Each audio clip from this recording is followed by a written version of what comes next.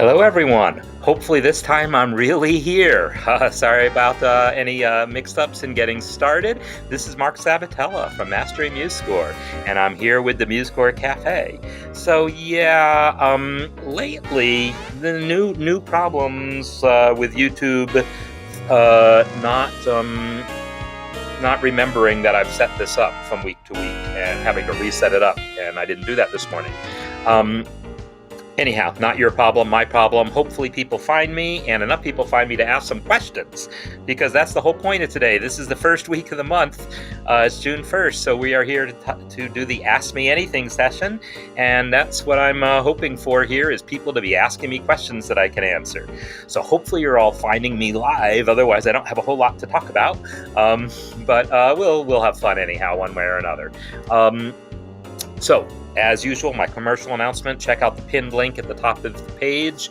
If at the top of the chat there, if I didn't type it wrong in my haste, then it's the link to my online courses where you can learn all about using MuseScore, learn a lot about music theory and other things too, and also from there join the community if you haven't done that. Lots of stuff going on. Speaking of the community, yes, we have now wrapped up our contest, the writing a new melody over an existing chord progression contest that was sponsored by Abraham, that all the entries are in now, I think, and I've kind of collected them, and that's one reason I was running a little late this morning, other than the technical stuff, is trying to get all that stuff together and hoping to have it ready before the cafe, but no such luck.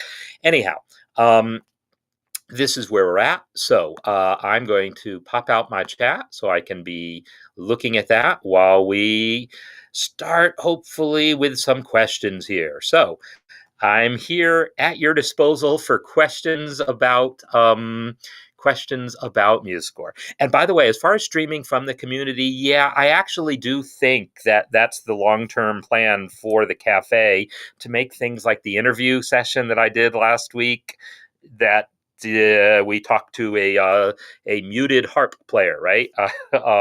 So I felt really bad about that, and the number of technical issues that I deal with on this platform, I think, will go drastically down if we move this where the music masterclass is. Also, not that technical issues don't happen, but okay. So we're in the right place, and everything's good, and hopefully people find it. I'm here, you're here. Let's get some questions going. I'll stall and talk about things that I want to maybe, that I think are worth talking about. One thing I'm going to show you that's really kind of completely unrelated. Okay, so Dave, you've got questions about putting text on the first page of a score. If you want to try to get more specific about your questions, I'll try to answer. Meanwhile, I just want to show you this random thing that I discovered yesterday. Every once in a while, we hear reports from people that the delete command, or control delete, which is supposed to delete measures, right? If I select this last measure here and press control delete, it removes that last measure entirely, right? You can even remove individual beats, right? I can select just that quarter rest, control delete, and there goes that beat. And now I've got a measure with too few beats in it and a little minus sign to show for it, right? So that command, control delete, is also in the tools menu as remove, where is it? Remove selected range. Every once in a while, we'll get a report from someone that command has stopped working. And we've been getting enough of those reports that we know it's a real problem. And the problem is it always goes away. As soon as you just close MuseScore and restart it, problem goes away. And so we tell people to do that, but we've never figured out how to reproduce it. Until now, I finally figured it out. There is a completely undocumented command in MuseScore that doesn't even work right. So I don't even want to tell you what it does, but Control I, or on Mac, presumably it's Command I. If you press Control I, it puts you into this weird sort of slightly modified version of how things work, and it changes somehow how some of the node input commands work in a way that's completely broken. It will corrupt your score. It'll cause MuseScore to crash. The command doesn't work. But among its other things that it does is it disables Control Delete. I can press Control Delete all day now, all day long, and that beat's never going to go away. I can select a whole measure and it's not going to go away. Control Delete not working. If I press Control I again, it takes me out of that weird state.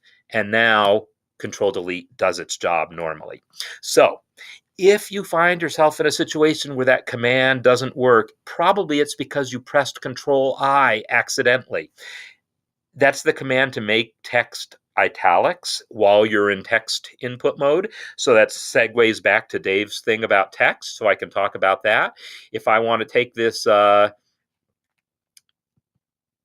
if I just select that text and press Control I, thinking that's going to make it italic. It doesn't. It doesn't do that. It does this other weird thing in which now Control Delete is gone, right? So let me undo my Control I. But while you're editing text, after you've double clicked it, now if I select a part of the text and press Control I, it makes it italic. So if you're hitting Control I to make something italic at a point where that's not supported, where you're not actively editing text, what you're really doing is putting yourself into this weird, special, modified node input state that it has no good effects. It only has the bad effect of breaking that command. So let me get back to then questions. Humble New Music is asking, I can answer this one real quickly. Does copy paste work for scores with time signature changes? Well, it works in that it copies the music and correctly puts them into the time signature of the destination, but it does not copy the time signature changes. So no, it doesn't do what most people would expect it to do. It's a common request, something we'd like to support someday. There's definitely complications with doing it. Otherwise, it would have happened by now. But for now, if you have a score with time signature changes, it'll copy the notes and it will just sort of reflow them into, like if you copy from a 3/4 section into a 4/4 section, it just reflows the notes into 4/4. It will not copy the time signature. It does not copy time signature, does not copy key signature, does not copy tempo changes or rehearsal marks. There are certain elements that don't copy. And sometimes that's what you want. You don't want them to copy, but obviously there are times when you wish it did and it just doesn't yet. Someday. Okay. So let's see. I'm now got some more questions in here, and Dave's got a specific one here. How do you put text into a text field in a frame on page 1? All right. Well, here I am on page 1 of my score. I want to add some text, so I will right-click this and say Add. Hello. Well, that's iffy. That's supposed to work. It's just a little thing. Add text and type my text. Hello, I am text. So that's how you do it. You right-click your frame and then say Add text, and that does the job. Is there other ways to do it? Yes, I think so. I think if you click this, and then if you click the frame and then say Add text, well, if you actually add the lyricist text, it will actually add text in the lyricist position here, bottom left. By default, when you just add plain text there, it goes to the top left, but then you can use the inspector to override that. So if I want this text to be on the right, I will just change it to right alignment, and now it's on the right. And I just did that by clicking the right alignment button there. So basically, you're right-clicking the frame and then add text. I think maybe there's another way to do it also, but I'm not sure if there is, to be honest. That's how you do it, right-click. And then you can change the font of that and everything just like you would any other text using the inspector. So right-click the frame, add text. It works whether the frame's on the first page or any other page. All right. And I'm sure there'll be follow-up questions on that, and I will get to those as well. Now, John has a question here. Can you write a macro that would make adding rhythm hints to a drum score. So I'm going to guess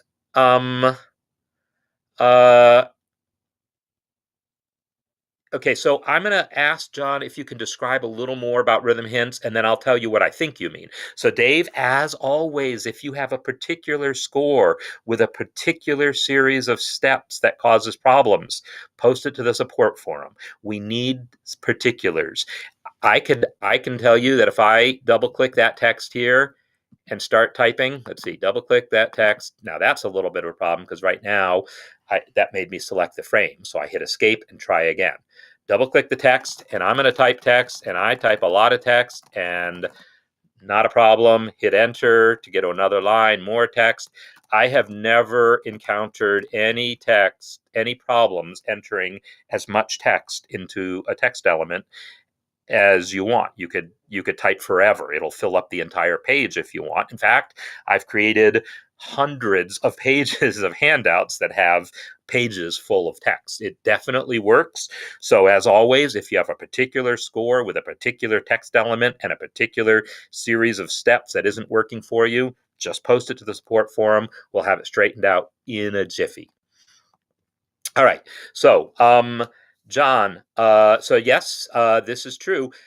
Text vertical frames don't expand automatically for the text by default unless you click this enable auto size button. That's not enabled for older scores like this is. This score predates MuseScore 3.6, but in MuseScore 3.6, auto size is actually enabled by default. So when you do that, it'll expand the frame. Now, it's still the case that it might overlap other elements. It's up to you to position the elements appropriately within the frame. So don't type a big long line if you want it to overlap, if you don't want it to overlap the title, or take that thing and, move it down. I'm hitting control down to move it down, and then also, move the name down. You can move things around within there. And sometimes you want overlapping effects within frames because you want text on top of a picture, etc. There's all sorts of use cases for that. So it's totally up to you how you do this. You can drag it, you can use the inspector, you can use the arrow keys, etc.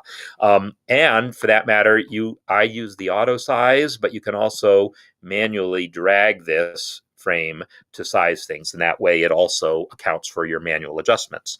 So all that stuff works. It's just kind of up to you. So yes, exactly the way I resize the frame. I drag the handle here. Dragging the handle is how you resize the frame, or you can set its height in the inspector if you want to do it more precisely.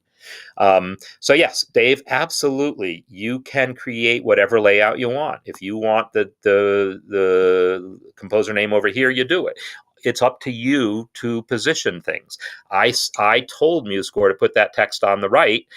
Maybe that was stupid of me because it overlaps the composer, but that's my fault. That's not MuseScore's fault. If you want to create text and have it not overlap things, just position it in a way that doesn't overlap things. So you make this frame big enough. You don't put two things on the bottom right if that's going to cause them to overlap, or you manually adjust them. So yeah, you just have to, like any sort of page layout, any desktop publishing program, it's kind of up to you to. Sorry, could you say that again? Yes, Siri really thinks I'm talking to her when I'm not. But yeah, it's up to you to do this. Now, as far as using the inspector to get precise stuff, I'm a fan of that. I like precision, but realistically, there's nothing wrong with. I also like to just use Control Arrow to move things a staff space at a time. I also like to use the alignment buttons to align them literally on the right, because if I just drag this to be kind of towards the right, is it exactly at the right margin, or is it exactly at the right margin? I like using the inspector to make sure it's exactly. As I see right here, I'm 0.46 millimeters away from that margin, and I don't like that. So I like to use the inspector to get precision, just because I like precision, but MuseScore gives you multiple tools for that. Okay, so and oh yes, and this is a good point about selections. Like right now, when these items are overlapping, it's going to be hard for me to click what's underneath this text. So Control click selects what's underneath. So if you select an element and that's like, oh, I wanted what was underneath it, then instead control click. And what control click does is deselects the first thing and then selects what's underneath, if anything. It's also how you build list selections, because control click will select something or deselect it. But while it's deselecting, it also selects what's underneath. You can also just temporarily move something out of the way and now click the thing that you wanted to select underneath. So MuseScore gives you multiple ways of dealing with that. So yeah, Dave, I will say, if you want me to address this during this cafe and you continue to have problems, post your score to the conversation space, and then I can take a look at it. But absolutely, you have full control over the formatting of the text within these frames and their position and the size of the frame. You have full control of all of those things, but it's up to you to use those controls for good. All right. So meanwhile, John Birkby, I had asked if you could clarify your thing, and now I see your clarification here. You've got a rhythm for the trumpets that you want the drummer to emphasize, and yeah, I do that thing all the time. So let me show you a score I was just looking at yesterday. In fact, it's probably still in my. Here we go. So this might be the series of steps you mean. It's actually pretty quick once you get used to it. It's possible you've been doing it a slower way. So this is the sort of thing I assume you mean. You have slashes, and then you have a rhythm. Like what's supposed to happen here is, let me start at a measure earlier. Bam, bam, bam. All right, so that thing where you're playing time, da da da da da da bam, da da da da bam, right? I'm hitting these bams on the and of 4. The process for doing that is, it's not the world's simplest process, but it's not too bad. Right now, there's an issue. I created this in an older version, and there was a change that happened with how rests are handled. So I'll have to fix that score. But let me just show you how this works. And maybe it's what you've been doing, and if so, well, it's the best we got. But I think you'll see it's not that bad. So what I'm going to do is go to the drum part here, and I'm going to enter that rhythm. That rhythm was going to be basically a half rest, a quarter rest, an eighth rest, and then a bam. And I can enter that bam with any note I want. So I did it as a snare drum. Okay, so I just entered my rhythm that I want. So now that I've got the rhythm in here, here are the steps, and you can do this in about 5 seconds. You select the measure. You're going to go to Tools, Voices, Exchange Voice 1 and 3. I do this often enough that you'll see I've defined a custom shortcut for that. I'll show you how to do that if you haven't seen that before. So I have a shortcut for that. Tick 1, 3. I press the back tick and then the 1 and the 3. But I'll just do it from the menu for now. Now that rhythm is there in voice 3. Now, while that measure is still selected, I say toggle rhythmic slash notation, and then while that measure is still selected, fill with slashes. And there you go. The bug here that showed up in the current version that wasn't there before is these rests are now on the staff, where they should be sitting above the staff. So what I'm going to do is select one of those rests, and I'm going to use that trick I just talked about with Dave. I'm going to control click to make sure I get the rest, because it's kind of hidden by the slash. And now I'll right click it and say select all similar elements in same staff. So that, I selected the note. Dang it.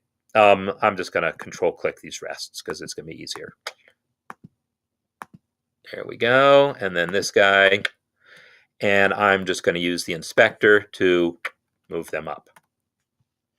So that took me longer than it otherwise might have, because I was talking about it as I did it. But let's talk about how long it takes in real life. I enter my rests. So boom, boom, boom, boom. Select the measure, tick 1, 3, Oops, tick 1, 3. And now, because I know it's already going to be a problem, I'm just going to select these rests and move them now.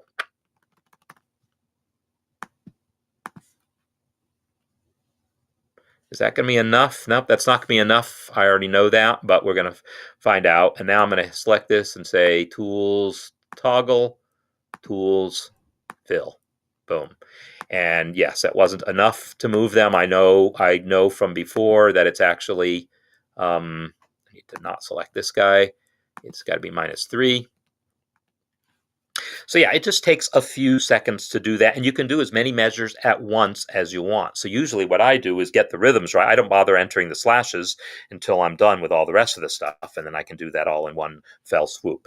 So it is a little clunky, but it's not that bad once you get used to it. And if there are other suggestions for how this could be made simpler, we can certainly look into it. But that process does only take a few seconds, and right now it's the best we got. So that's my advice for how to do things. All right. So the next question, I think I saw something in here that resembled a question, but I guess that was just the comment about italics. Yeah, so I need more questions. Come on, people, more questions. Let's have more questions about things.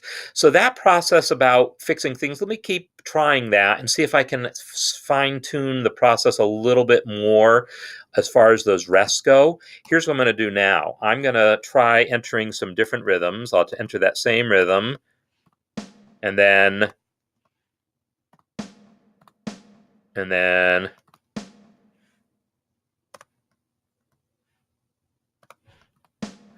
I've selected a whole little series of kicks, and I'll select that region, tick 1, 3. Oh, I need to show you how to customize shortcuts if you haven't seen that. I do that now to move them to move that rhythm into voice 3.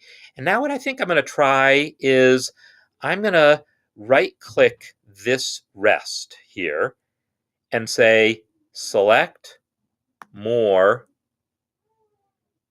in selection and same voice. Now it has only my voice 3 rests selected. I can come here to the inspector and set that Y offset to -3. And now I can select this region and say toggle rhythmic and fill with slashes. So that's a little bit more streamlined if you can think ahead a little bit and move your rests kind of all in one go like that, by selecting them all together. There's probably other ways of dealing with it. It's just a bug that those rests are not above the staff automatically. It was meant to be that way. It used to be that way in older versions, but there were other cases where the rests wouldn't adjust automatically. Someone fixed the bug where rests didn't adjust automatically in other situations, but in the process of fixing that bug, they introduced this bug, and that happens, unfortunately. Sometimes, despite your best intentions, you fix one bug and break something else along the way. So an entire set of chord progressions to copy and paste. So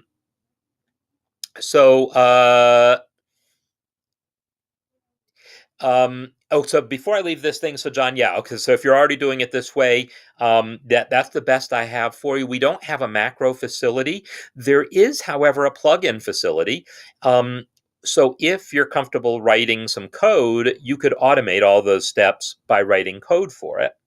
There is also a plugin that exists that is sort of what I would call a poor man's macro facility. Before I show you that, let me make sure for anyone who hasn't seen, edit, preferences, short.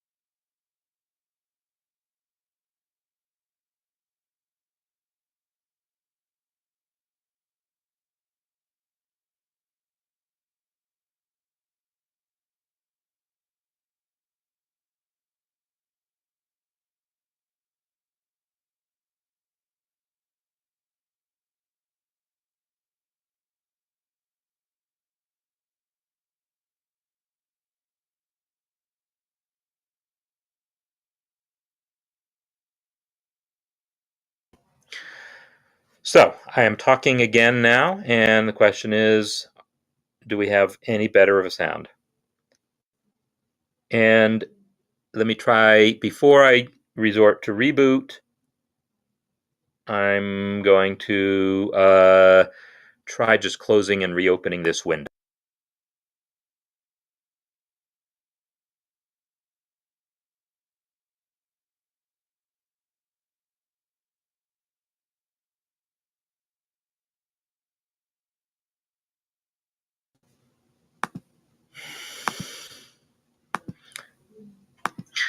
Ha! So I am talking again now, and I have sound. Do we have any better of a sound? So I probably went one step too far. Before I resort to reboot, I'm going to try just closing and reopening this window. Okay, so the question is, am I back now? Is everything back to normal? Are we back to normal is the question. So that is what we'll find out very shortly.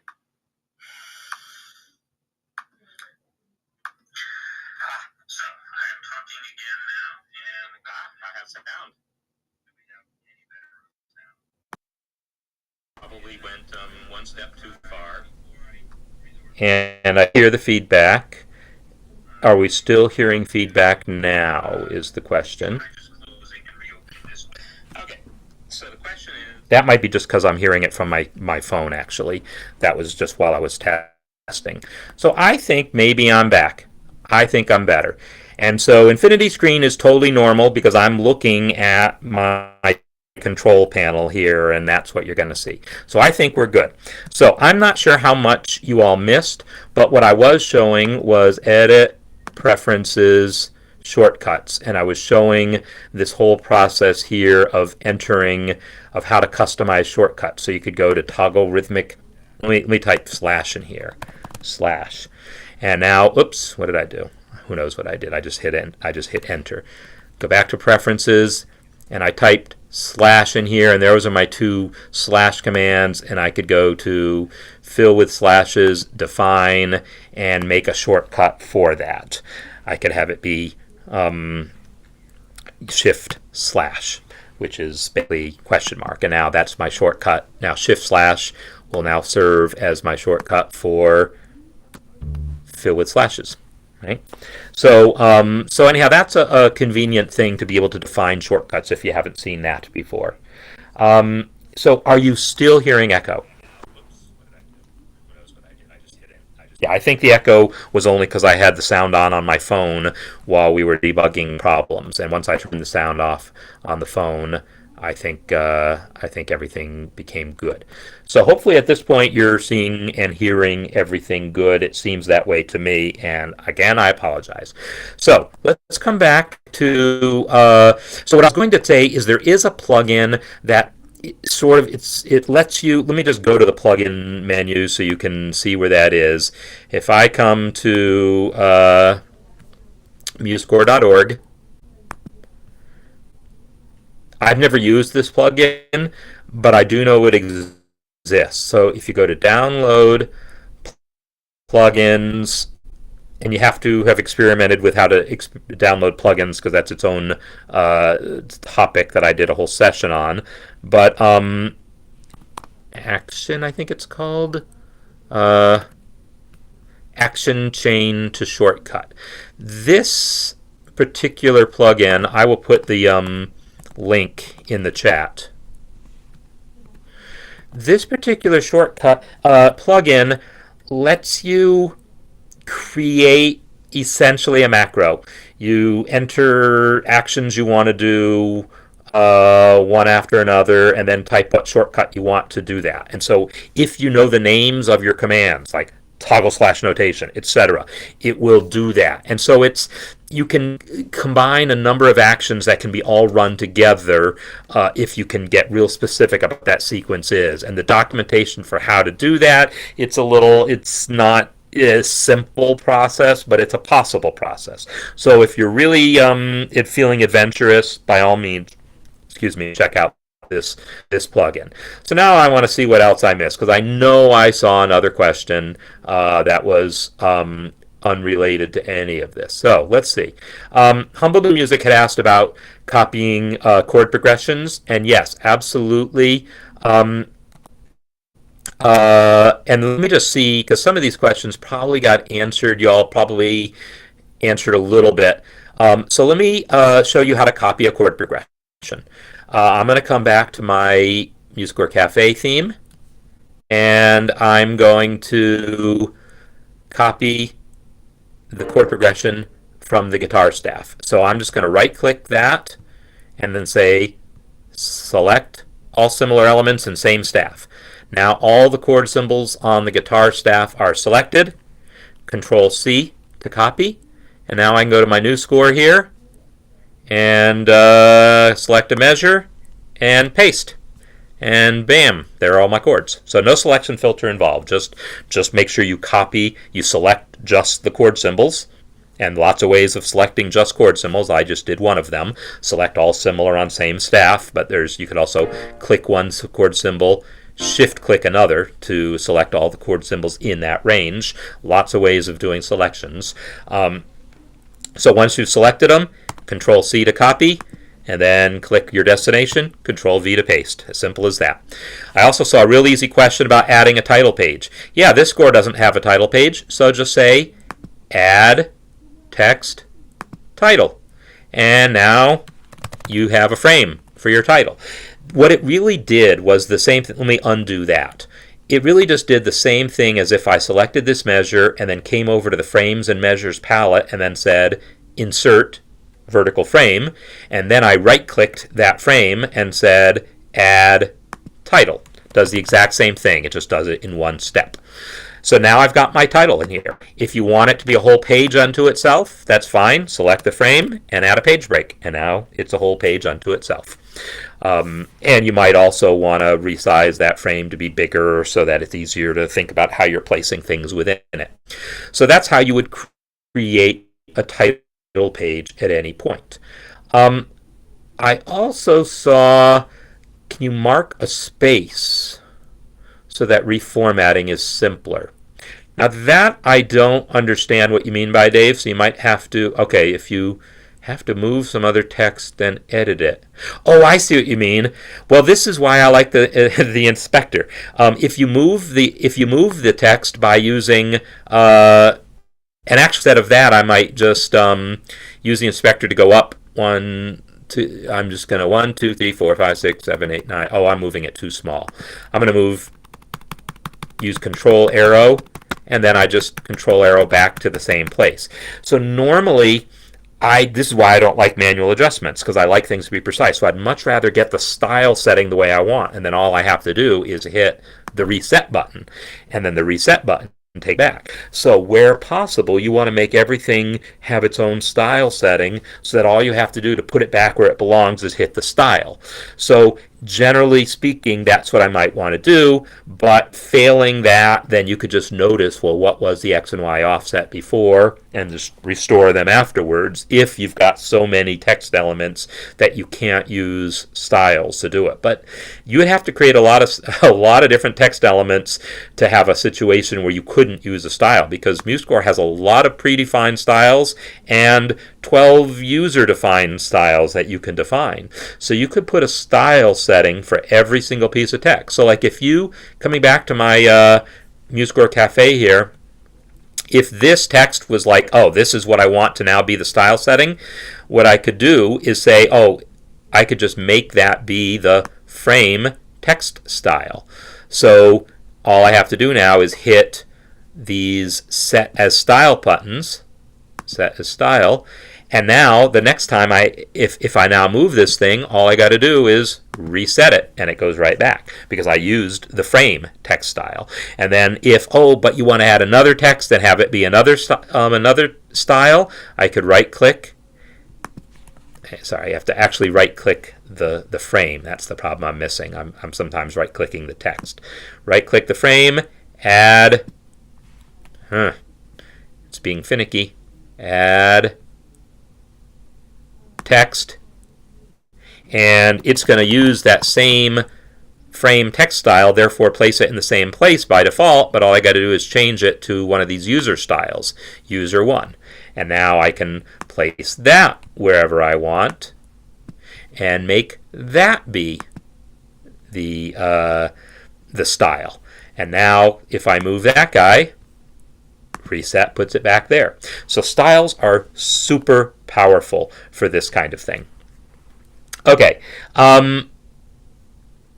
I have a feeling there'll probably be other questions about that, but that's fine. But I see, I don't know how we pronounce this name, Roy, hey, score with 3 different instruments, and then there's a solo, and you want to delete the 2 that don't play so you can save space. That's simple.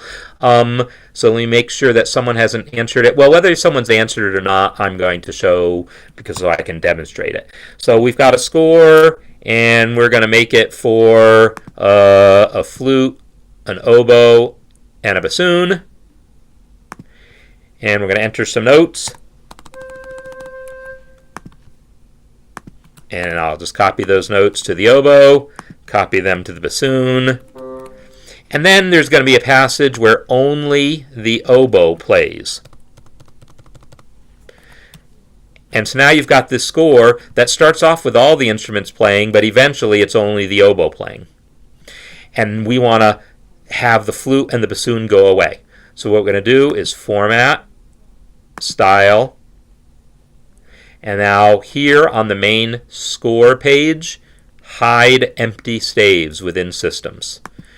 Click that option, OK, and you'll see now the first system is full because everyone was playing, but also by default MuseScore will leave your first system full because it's traditional to make sure you show all the instruments on the first system.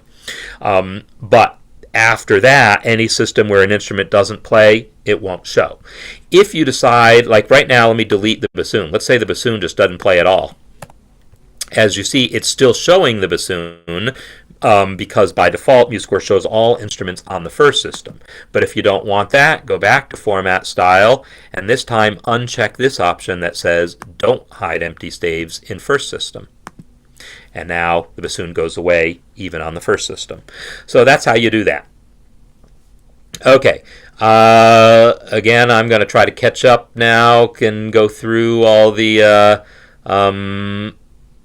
issues with sound and other stuff and seeing if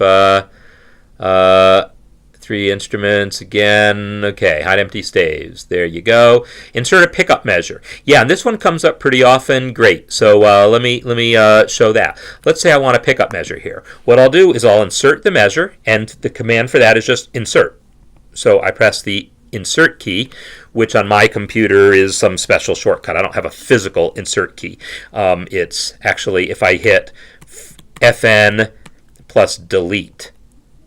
Nope, that's not it. It's Shift delete. I don't even remember. Shift FN delete is my insert key. So that inserted a measure. But I had already inserted one. So I insert a measure, and now I insert whatever I want for notes. Like say I want it to be, maybe an 1/8 note pickup. Or 3/8 notes pickup. There's my 3/8 notes pickup. Now I got these beats I don't need, so I'll select those and use Control Delete. And again, if Control Delete doesn't work for you, it's probably because you went into that special weird Control I mode. So Control I again will fix it. And now you got your pickups. Now the other thing you want to do, and this is what came up in the community recently, is if we turn on measure numbers, well actually let me just put a break right here. This measure here should be measure 2. The pickup shouldn't be counted. This is measure 1. This should be measure 2. But you'll see it's counting the pickup. So I'm going to right-click that measure, Measure Properties, and click this button here that says Exclude from Measure Count. When you do that, now the pickup is a true pickup. So those are the steps. Now, when you first create the score, MuseScore asks if you want a pickup. Easiest is just say, yes, please give me a pickup, and it does all that stuff for you. But if not, insert the measure, add the notes, delete the beats you don't want, and exclude it from the measure count. Those are the manual steps for creating a pickup. So, yeah, and a problem with hiding staves is it can be hard to get them back. So it's actually not hard to get them back. You just do the same thing, right? Format, style, hide empty staves, turn it off. And now they're back. But I will say there's another option. So I'm going to undo that. I know the bassoon is right below that oboe. So I'm going to use the shortcut to go a staff down. The shortcut to go down is Alt down. I've customized it on my machine to just be left bracket. So I'm going to press left bracket. The cursor is now on the bassoon staff. It doesn't look like it because the bassoon staff is invisible, so the cursor is weird looking. But you can tell, even though the cursor looks like it's on the flute staff, it's not really on the flute staff. If it were, that C would be highlighted. I'm now going to type C, and now you can see I really was on the bassoon staff. So that's a quick way of just entering a note on a staff right above or below one that you can see. Is just use Alt down or Alt up to go up or down to the next staff. But you can always just turn hide empty staves off again. You can also define a shortcut for that command, by the way, and that lets you toggle it on and off easily. In fact, I think I've done that, but I use it. I don't do it often enough to remember what that shortcut even is that I've customized. But I do know you can customize a command for that. Okay, so the Dave's thing about creating styles. So in my cafe score here, remember I used a user style here. I called it user 1. And yes, you can rename that style. You're going to go to Format, Style, Text Styles. Now select that user 1. And here, you can give it a name. My custom style. And now that's the name of that style. So you can, so this drop down is where you assign a different style to an element. Like you can add a dynamic, but give it lyrics style, or add a title, but give it rehearsal mark style. Lots of different things you can do to add an element of one type, but give it the style of another. All these user styles are there for you to use. And then you can use that. You can use format style, text styles to give them names. And in fact, I've done that. I have a template that I created for my handouts, my educational handouts, where I have text styles for annotations and for headings. Because I'll have like a. In fact, let me just do that. I'll go to one of my. I'll create a new handout and say custom templates handout. And if I now create a text frame, and then type into here heading, and then select that text and come over here, you'll see I have heading, accessibility, and annotation as predefined text styles in this template. And so now heading, and now there you go. It's a heading. So I use this to create headings within my handouts for different sections of the handout. So I actually use that feature quite a lot. So can you make it closer together to save space? So I'm going to assume that you are talking about the score here. The thing is, MuseScore is spreading it out. MuseScore will close up that space as you add measures, right? So if I start adding more breaks here, you'll see that it's automatically closing up the space. So you shouldn't fiddle with that. MuseScore does the right things automatically most of the time. When it was only 3 systems, it spread them out to fill the page, which is what any professional editor would do. If you add more systems to the page, then it will reduce the amount of space. It handles all that kind of stuff automatically. Now, if there's some special reason why you want to leave a big empty space at the bottom of your score, normally we don't recommend that, but let's go back to the way it was before. Let's say that instead of spreading them out nicely like this, you wanted a big empty space at the bottom, maybe because you're going to handwrite something in or some other reason you want a big empty space at the bottom. You can have big empty spaces at the bottom. You'll go to breaks and spacers and click the staff spacer down. And then I'm going to double click this thing, and I'm using control down to make it bigger. And once it hits the margin, it'll start pushing everything else up. And that's how you can create a big empty space. And you could create it if you want at the bottom of your score, or if you would rather put your handwritten notes, say, between these two staves, we'll then do the same thing by your spacer there. And add your big empty space between those two systems. So yeah, you can create big empty spaces anywhere you like if you want that look, which normally, again, you wouldn't. But if there's a special case where you want a big empty space somewhere, a spacer is how you create big empty spaces. Okay, so let's see.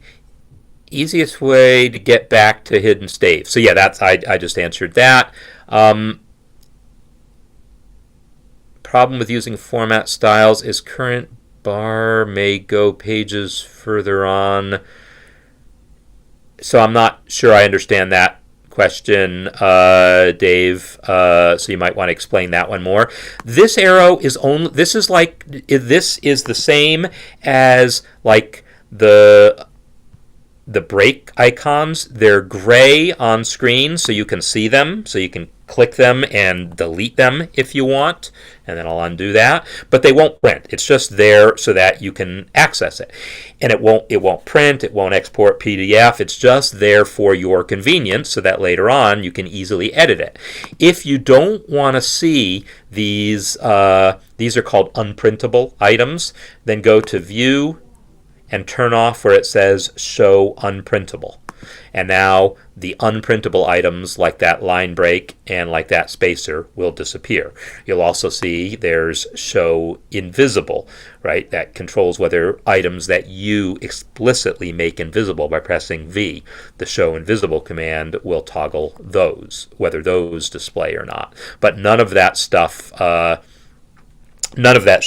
prints or anything, so it's just there for your convenience.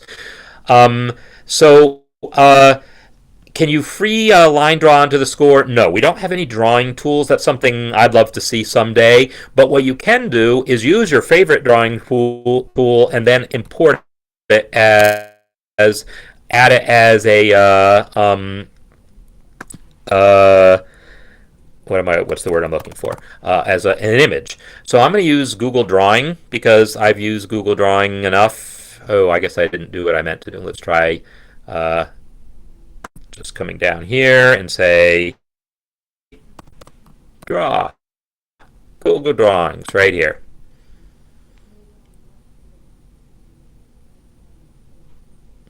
So you come to your favorite drawing program. You tell it you want to do that freehand scribble.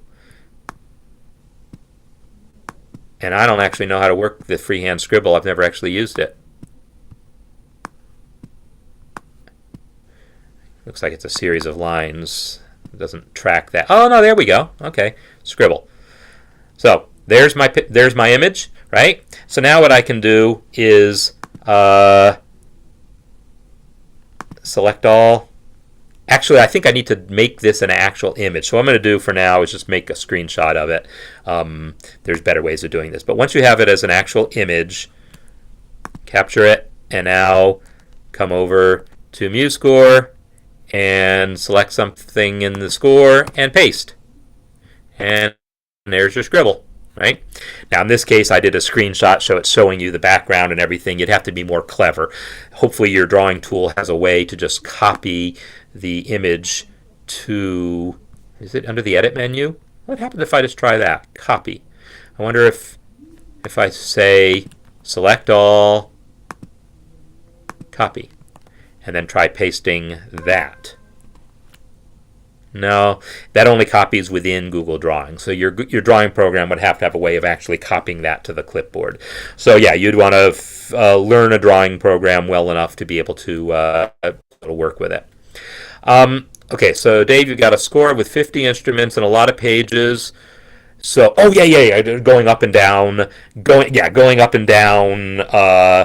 to to find the staff you're on is not practical if you've got 50 instruments and you've hidden 20 of them.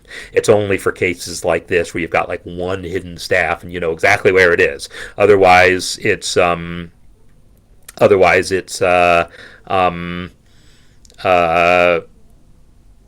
to just turn the hide empty staves back off again. So let's see. Am I caught up, or did I miss something else in there? Because yeah, it was pretty flustery for a while, and I can't guarantee I didn't miss something. So please, y'all help me out. Let me know if there's something I'm missing. On top of staff, and I don't know what you're asking there, Humble in Music. I don't know for sure what you're asking. Oh, did it show up? No, I think when I hit that Control V, it just didn't copy that image. So the way I know in Google Drawings, I'm surprised actually there isn't a copy the image itself to the clipboard, but what I do know I can do is say File, Download, and then I can download it as either a PNG or an SVG. SVG is actually get better, and if I download as SVG, let me put it somewhere harmless like scores test, and now I should be able to drag and drop from my file browser. So here's my score, here's my file browser, and I can drag that SVG right into my score. I might have to zoom in a little more for that to work a little better. Let's try that again. You know, actually, maybe it's not drag and drop the file. Maybe you actually need to drag and drop the image. I'm sorry, I don't do enough with images to necessarily remember how to do that. But if I open the image in my image viewer, will that let me drag and drop? Ah. Well, it doesn't handle SVGs. Anyhow, unfortunately, yeah, you'll have, if you have your image displaying somewhere that supports drag and drop, you can drag and drop the image itself.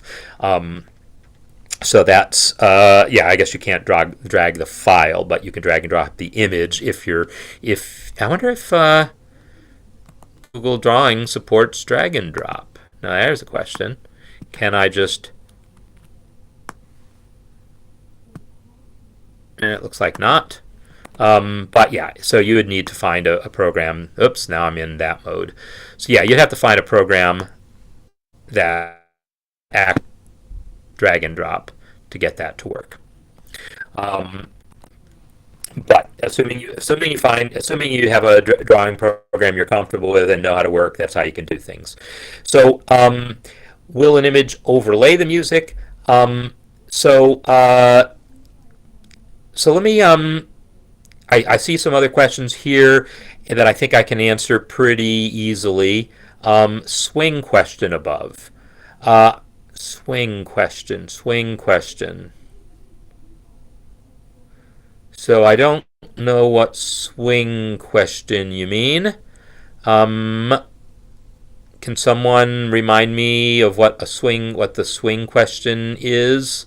Because I don't know what that is. Now, will the image overlay the music? If you want it to.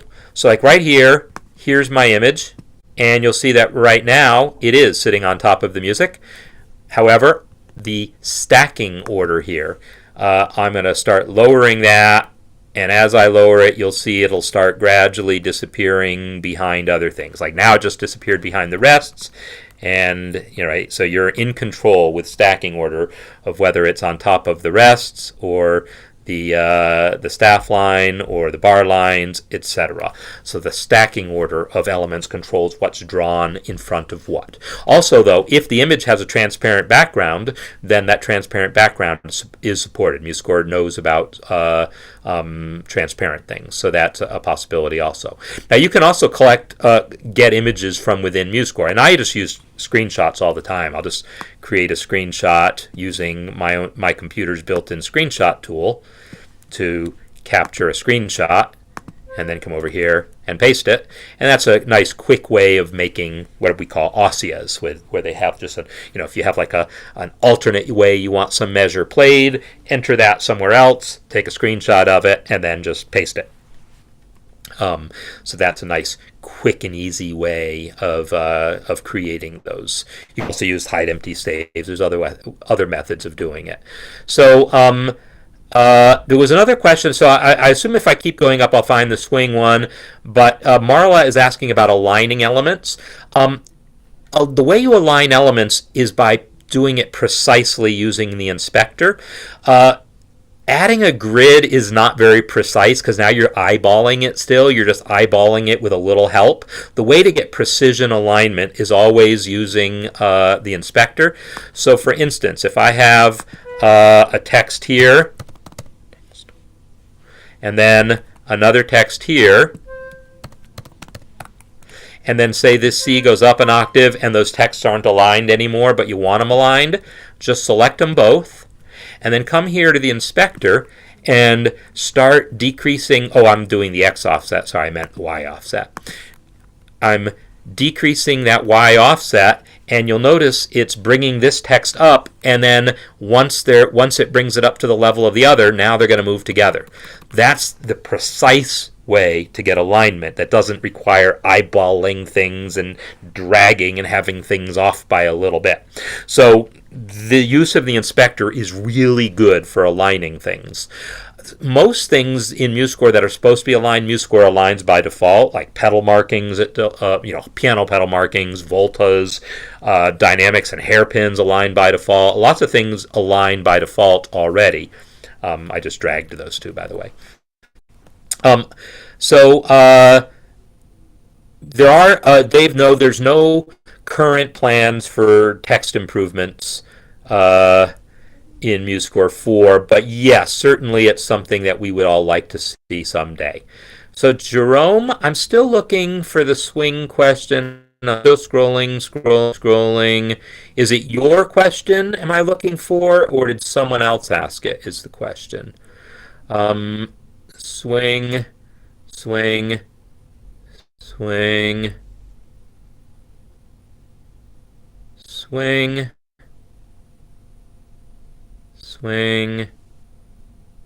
Yeah, it might be easier just to re-ask me, and then I'll probably sign off because I've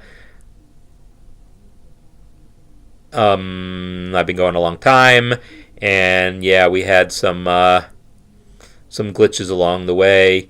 But yeah, I'm not seeing swing questions. Yeah, not there. So, sorry about that, Jerome. I just don't see any question about swing. I'll tell you two things I know about swing, and then I'll sign off. First thing is to add a swing marking. You select where you want it to appear, like say first note of the score, and then go to the text palette, and then click swing. And now you got a swing marking. And it actually swings. Right? It actually plays back with swing.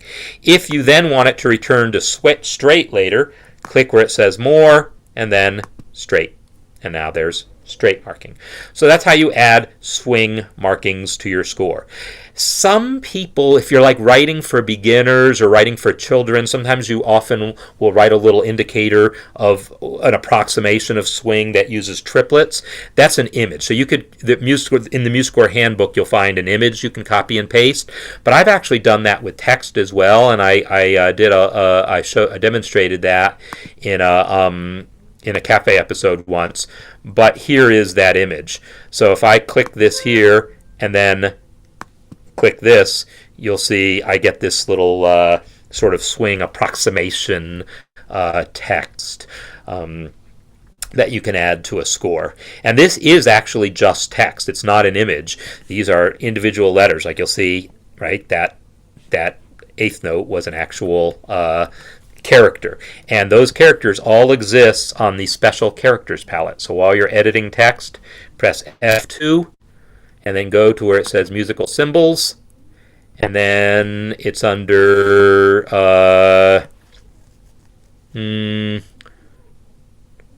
not under note heads, it's like individual notes or something. Individual notes there. Here's where you can add those notes, and then under beamed groups of notes is where you can get those things there. So yeah, in that special characters palette will be all the symbols you would need to enter that text. Or there we go. Okay. So any new question? The only thing I can get, try to put a link in it, and YouTube doesn't allow you to put links in chat. So you might have to ask it on the community or just ask on the support forum. But that's the best I can do, because yeah, unfortunately, I'm just not seeing. I'm not seeing your question. So sorry for the difficulties, and yeah, this is life, but I do think I am moving very soon to the community for the MuseScore Cafe. Things go more smoothly, and it gives me some more capabilities.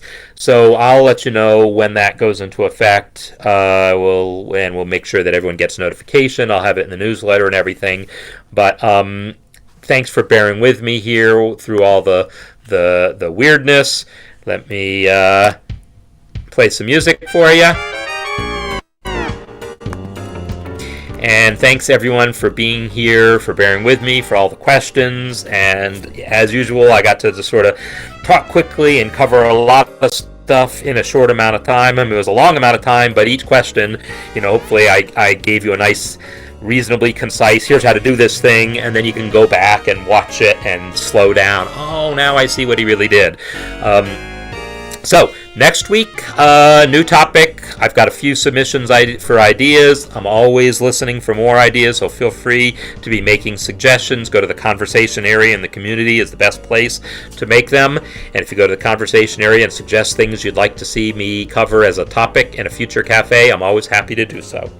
So, we're getting closer and closer to an alpha, a real public alpha of MuseScore 4, and at that point, a lot of the cafe episodes will probably start dealing with individual MuseScore 4 features, but it's probably still maybe 2-3 weeks out before we actually have that public alpha. There's a private alpha, but that's like a month ago and it's already outdated. So, coming up tomorrow in the Music Masterclass, I will be talking now about some of the submissions from the competition that we just had. So I hope you stay tuned, hope you come and join it and check out all the great music that's been submitted. That's what we'll be talking about over the next few sessions of the Music Masterclass. So thanks everyone, and I will